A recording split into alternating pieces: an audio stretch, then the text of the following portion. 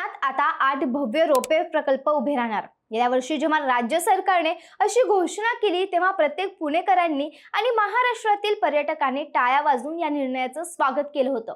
पण आज या घोषणेला वर्ष उलटून गेले।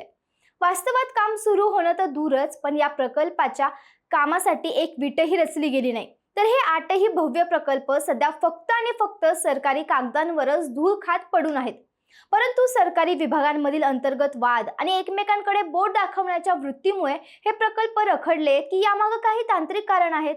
नक्की काय आहे यामागचं सत्य आणि कोणत्या 8 महत्त्वाच्या ठिकाणांचा यात समावेश आहे हेच आपण आजच्या या व्हिडिओमध्ये पाहणार आहोत। त्यासाठी व्हिडिओ शेवटपर्यंत नक्की पहा। नमस्कार, मी स्वराली आणि तुम्ही पाहताय कट टू कट। पुणे जिल्ह्यातील गड किल्ले आता अवघ्या काही मिनिटात सर होणार। भीमाशंकर, लेण्याद्री आणि जेजुरीच्या पायऱ्या चढताना वृद्ध आई वडिलांच्या पायाला येणारी सूज आता कायमची थांबणार, कारण पुण्यात 8 भव्य रोपवे प्रकल्प उभे राहणार आहेत असं सरकारने म्हटलं होतं, पण प्रत्यक्षात तसं काहीच घडलं नाही।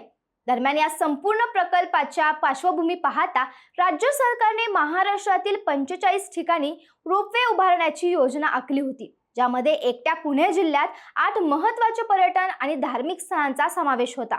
त्यानंतर या कामाची विभागणी करताना 3 प्रकल्पांची जबाबदारी ही सार्वजनिक बांधकाम विभागाकडे म्हणजेच PWD कडे, तर 5 प्रकल्पांची जबाबदारी केंद्र सरकारच्या NHLML कडे सोपवण्यात आली होती। परंतु वर्षभरानंतरही या दोन्ही विभागांमधील अंतर्गत समन्वयाच्या अभावामुळे काहीच हालचाल झालेली नाही।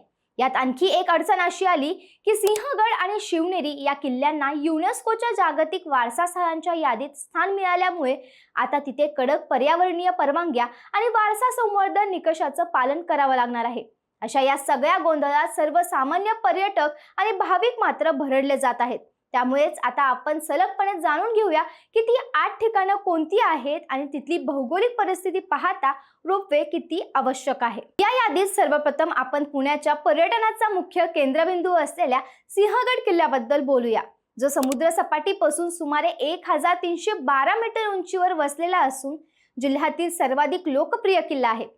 जरी किल्ल्यावर जाण्यासाठी सध्या घाट रस्ता उपलब्ध असला तरी मुख्य वाहन तळापासून वर गडावर पोहोचण्यासाठी पर्यटकांना तीव्र चढण पार करावी लागते, ज्यामुळे ज्येष्ठ नागरिक आणि लहान मुलांसह येणाऱ्या कुटुंबांना अडचणींचा सामना करावा लागतो। तसं पाहता वीकेंडला आणि पावसाळ्यात तिथे होणारी वाहनांची प्रचंड कोंडी व्यवस्थापित करण्यासाठी इथे रोपवे प्रकल्प अत्यंत गरजेचा आहे, ज्यामुळे हा प्रवास अधिक सुरक्षित, जलद आणि सर्वसमावेशक होऊ शकतो। यानंतर जुन्नर तालुक्यातील शिवनेरी किल्ल्याचं महत्त्व देखील अनन्यसाधारण आहे, जो साधारण 3500 फूट उंचीवर वसलेला असून छत्रपती शिवाजी महाराजांचे जन्मस्थान म्हणून याला राष्ट्रीय स्तरावर ऐतिहासिक महत्त्व आहे।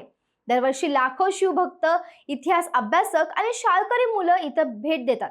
परंतु गडावरील प्रवेशासाठी शेकडो पायऱ्यांची उभ्या चढणीची चढाई करावी लागते, जी अनेकांसाठी शारीरिकदृष्ट्या थकवणारी ठरते। आणि म्हणूनच इथे रोपवे सुविधा उपलब्ध झाल्यास पर्यटकांची व्याप्ती वाढून अधिकाधिक लोकांना या ऐतिहासिक वारशाचा अनुभव घेता येईल। शिवनेरी प्रमाणेच ऐतिहासिक आणि भौगोलिक दृष्ट्या अत्यंत दुर्गम मानला जाणारा राजगड किल्ला हा देखील सह्याद्रीतील एक विस्तीर्ण आणि महत्त्वाचा किल्ला आहे, ज्याची उंची समुद्र सपाटीपासून तब्बल 1376 मीटर आहे। या किल्ल्याचा अत्यंत कठीण भौगोलिक रचनेमुळे तिथे पोहोचण्यासाठी पर्यटकांना अनेक तासांचा खडतर आणि थकावणारा ट्रेक करावा लागतो, ज्यामुळे सामान्य पर्यटकांपेक्षा प्रामुख्याने केवळ तरुण ट्रेकर्स इथे पोहोचू शकतात।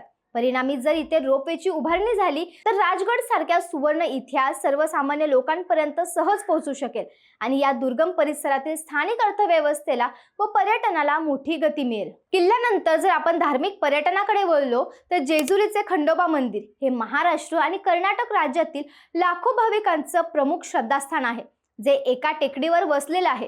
परंतु अडचण अशी आहे की मुख्य मंदिरापर्यंत पोहोचण्यासाठी भाविकांना शेकडो पायऱ्या चढाव्या लागतात आणि सण, यात्रा किंवा उत्सवांच्या काळात इथे होणाऱ्या प्रचंड गर्दीमुळे भाविकांचा मोठा वेळ आणि श्रम खर्च होतात। त्यामुळेच भाविकांचा प्रवास सुखकर करण्यासाठी आणि गर्दीचे व्यवस्थापन अधिक प्रभावीपणे करण्यासाठी इथे रोपवे उभारणं अत्यंत आवश्यक आहे।